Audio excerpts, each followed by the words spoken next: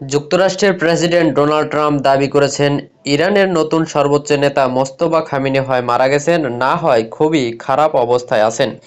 ইরানে এই মুহূর্তে কোনো নেতা নেই বলেও মন্তব্য করেছেন তিনি।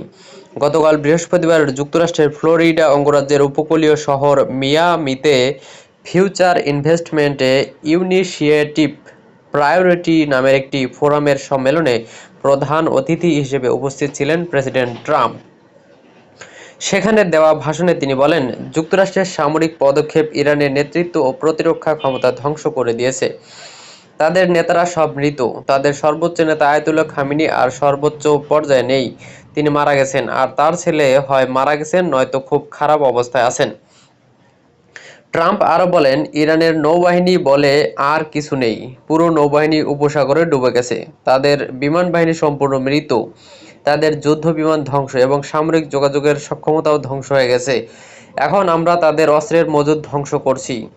তাদের ক্ষেপণাস্ত্র ও ড্রোন তৈরির কারখানাগুলো গুঁড়িয়ে দেওয়া হচ্ছে। এমনভাবে এসব ধ্বংস করা হচ্ছে যা কোনোদিন কেউ কল্পনাও করতে পারেনি। তাদের প্রতিরক্ষা শিল্প বলতে আর কিছুই থাকবে না। উল্লেখ্য, গত ২৮ ফেব্রুয়ারি ইরান-যুক্তরাষ্ট্র ইসলি যুদ্ধের প্রথম দিনেই নিহত হন মোস্তফা খামেনির বাবা এবং ইরানের সাবেক সর্বোচ্চ নেতা আয়াতুল্লাহ আলী খামেনি।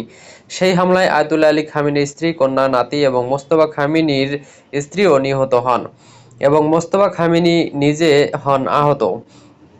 মোস্তফা আহত থাকা অবস্থাতেই তাকে নতুন সর্বোচ্চ নেতা হিসেবে নির্বাচন করে ইরান।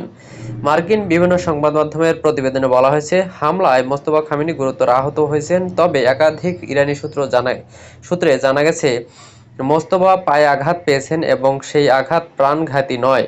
যুদ্ধের দ্বাদশ দিনে অর্থাৎ ১২ মার্চ রাশিয়ার প্রেসিডেন্ট ভ্লাদিমির পুতিনের আমন্ত্রণে রুশ সামরিক বাহিনীর একটি বিমানে চেপে মস্কোতে যান মোস্তফা খামেনি।